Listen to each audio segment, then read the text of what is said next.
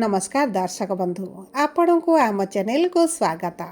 आज भिडटी समस्त कुंभ राशि व्यक्ति विशेषों बहुत गुरुत्वपूर्ण रही से आपणकर जदि कुंभ राशि होता है तेबे ही भिडटी को निश्चित भाव थरे मात्र शेष पर्यंत देखंतु एवं निजर व्यस्त समय मध्यरु मात्र 10 मिनिट समय आपण निज पाई दियंतु एवं जानतु एही 19 तारीख परठारु हेबाकु थिबा विराट परिवर्तन भविष्यतवाणी विषय रे देखंतु दर्शक बंधु एही अगस्त मास 19 तारीख परठारु आपणक राशि रे हेबाकु थिबा तीनोटी परिवर्तन प्रथम हैला आपणकर बुध बकरी हेबे मार्गी ता सहित सूर्य करुछंती राशि परिवर्तन 21 तारीख रे शुक्र एवं 30 तारीख रे पुनर्वार बुध करुछंती राशि परिवर्तन एवं गोटिए मासरे दुई थर बुधंकर हेउची परिवर्तन जहा फल रे आपणकर एही अगस्त मास 19 तारीख परठारु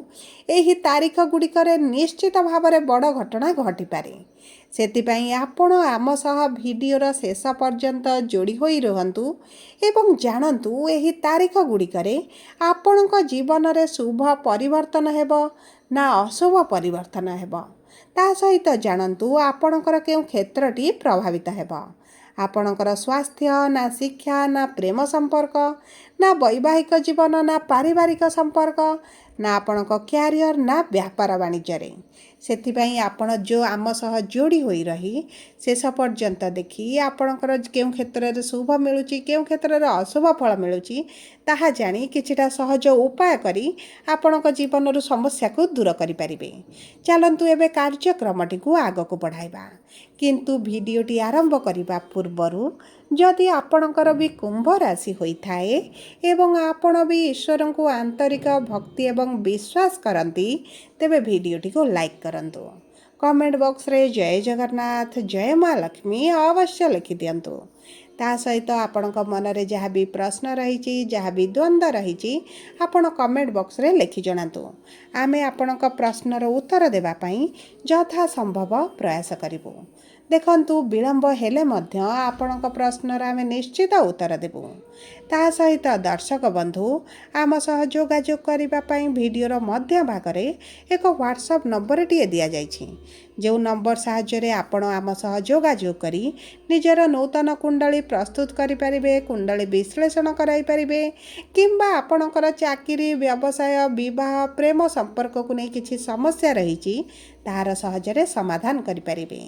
सेथिपई आपण आम सह जोड़ी होई रही आपण भिडियोटी को शेष पर्यंत देखी व्हाट्सएप नंबर माध्यम आम सह जोगाजोग करी निजर समस्यार समाधान करंतु। एबे आसंतु कार्यक्रमटी को आग को बढ़ाइबा एवं जानिबा आपणक कुंभ राशि रे एही 19 तारीख परठारु नवग्रहकर स्थिति किभଳି रहुची देखंतु आपणक प्रथम गृह रे राहु द्वितीय गृह रे शनि पंचम गृह रे शुक्र एवं गुरु षष्ठ गृह रे बुध सप्तम गृह रे सूर्य एवं केतु अष्टम गृह रे मंगल विराजमान करिछंती जहा फल रे सेही गृह गुड़िकरे सेमानकर प्रभाव अधिक रहिबा। तेबे सर्वप्रथम आसंतु जानिबा आपणकर स्वास्थ्यटी किभଳି रहिबा। देखंतु स्वास्थ्य कुंडलीर प्रथम गृह रु जଣା पड़े एवं षष्ठ गृह जेहेतु रोग ऋण रिपुर गृह होइथाए तेणु करी आपणक षष्ठ गृह मध्य आपणक स्वास्थ्य विषय रे किछिटा सूचना प्रदान करिथाए।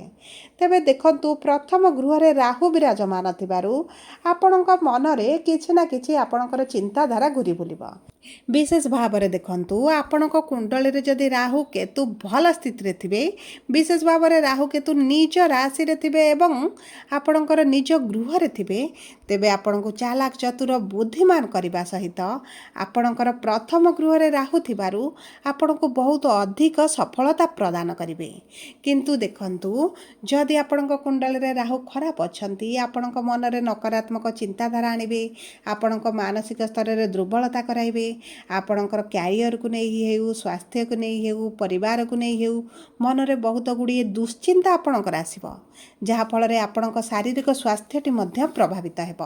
ଆପଣଙ୍କର ବିପି, ଡାଇବେଟିସ୍, କୋଲେଷ୍ଟ୍ରଲ୍ ବଢ଼ିବା ସହିତ ଆପଣଙ୍କ ପେଟରେ ଗ୍ୟାସ୍, ଡାଇଜେସନ୍ ସମସ୍ୟା, ଷ୍ଟୋମାକ୍ର ସମସ୍ୟା ମଧ୍ୟ ଦେଖା ଦେଇପାରେ। ସେଥିପାଇଁ ଆପଣ ପ୍ରତିଦିନ ଯୋଗ ପ୍ରାଣାୟାମ କରିବା ଜାରି ରଖନ୍ତୁ। ତା ସହିତ ଆପଣଙ୍କର ଖାଦ୍ୟ ପାନୀୟର ବିଶେଷ ଭାବରେ ଯତ୍ନ ନିଅନ୍ତୁ। ଦେଖନ୍ତୁ, ସୂର୍ଯ୍ୟ ଆପଣଙ୍କର 17 ତାରିଖ ପର୍ଯ୍ୟନ୍ତ ଆପଣଙ୍କ ଷଷ୍ଠ ଗୃହରେ ଥିଲେ, ଯାହାଫଳରେ ଆପଣଙ୍କ ରୋଗ ପ୍ରତିରୋଧକ ଶକ୍ତିଟି ବୃଦ୍ଧି ଥିଲା। କିନ୍ତୁ ସୂର୍ଯ୍ୟ ଯେତେବେଳେ ଆପଣଙ୍କ ଷଷ୍ଠ ଗୃହ ତ୍ୟାଗ କରୁଛନ୍ତି, ଆପଣଙ୍କର ଋତୁକାଳୀନ ସମସ୍ୟା ଦେଖାଯିବାର ମଧ୍ୟ ସମ୍ଭାବନା ଅଛି। ସେଥିପ୍ରତି ମଧ୍ୟ ଆପଣ ଟିକେ ସଚେତନ ରହିବେ। ଯଦି ଆମେ ଦେଖିବା ଆପଣଙ୍କର ଶିକ୍ଷା କ୍ଷେତ୍ରକୁ, ତେବେ ଶିକ୍ଷାର ଗୃହରେ ଦେବଗୁରୁ ବୃହସ୍ପତି ଏବଂ ଶୁକ୍ର ବିରାଜମାନ ହୋଇଛନ୍ତି। କିନ୍ତୁ ଶୁକ୍ର ଆପଣଙ୍କର 21 ତାରିଖ ଦିନ ଷଷ୍ଠ ଗୃହକୁ ଗୋଚର କରିବେ। ଗୁରୁ ଆପଣଙ୍କର ଶିକ୍ଷାର ଗୃହରେ ଥିବାରୁ ଆପଣଙ୍କର ଶିକ୍ଷା କ୍ଷେତ୍ରରେ କିଛି ବି ବଡ଼ ସମସ୍ୟା ଆପଣ ଦେଖିବେ ନାହିଁ। ବିଶେଷ ଭାବରେ କୁମ୍ଭ ରାଶିର ବ୍ୟକ୍ତିମାନେ ଯେଉଁମାନେ ଗଭର୍ଣ୍ଣମେଣ୍ଟ ଚାକିରିର ସନ୍ଧାନରେ ଅଛନ୍ତି, ଗଭର୍ଣ୍ଣମେଣ୍ଟ ଚାକିରି ପାଇଁ ପରୀକ୍ଷା ଦେଉଛନ୍ତି, ଇଣ୍ଟରଭ୍ୟୁ ଦେଉଛନ୍ତି, ଏଣ୍ଟ୍ରାନ୍ସ ଦେଉଛନ୍ତି, ସେମାନଙ୍କର ଚାକିରି ହେବାର ବହୁତ ଭଲ ଯୋଗ ମଧ୍ୟ ବନୁଛି। ଦେଖନ୍ତୁ, ଆପଣଙ୍କର କୁଣ୍ଡଳୀରେ ଯଦି ସରକାରୀ ଚାକିରିର ଯୋଗ ଅଛି, ତେବେ ଆପଣଙ୍କୁ ନିଶ୍ଚିତ ଭାବରେ ଗଭର୍ଣ୍ଣମେଣ୍ଟ ଚାକିରି ହୋଇଯିବ। ଯଦି ଆପଣଙ୍କର ସରକାରୀ ଚାକିରି ଯୋଗ ଅଛି କି ନାହିଁ ଜାଣିବାକୁ ଚାହୁଁଛନ୍ତି, ତେବେ ଆମ ହ୍ୱାଟ୍ସଆପ୍ ନମ୍ବରରେ ଆମ ସହ ଯୋଗାଯୋଗ କରି ନିଜର କୁଣ୍ଡଳୀକୁ ବିଶ୍ଳେଷଣ କରାଇ ଆପଣ ଜାଣିପାରିବେ ଆପଣଙ୍କର କୁଣ୍ଡଳୀରେ ଗୁରୁଙ୍କର ସ୍ଥିତି କିଭଳି ରହିଛି, ସରକାରୀ ଚାକିରିର ଯୋଗ ଅଛି କିମ୍ବା ନାହିଁ। ଦେଖନ୍ତୁ, ସବୁ ପରେ ଯଦି ଆମେ ଆପଣଙ୍କର ପ୍ରେମ ସମ୍ପର୍କକୁ ଦେଖିବା, ତେବେ ପ୍ରେମ ସମ୍ପର୍କରେ ମଧୁରତା ଫେରିବ। ପୂର୍ବରୁ ଯଦି ବ୍ରେକଅପ୍ ଭଳି ପରିସ୍ଥିତି ଆପଣ ଦେଖୁଥିଲେ, ତେବେ ଆପଣଙ୍କର ପ୍ୟାଚଅପ୍ ହେବାର ମଧ୍ୟ ବହୁତ ଅଧିକ ସମ୍ଭାବନା ଅଛି।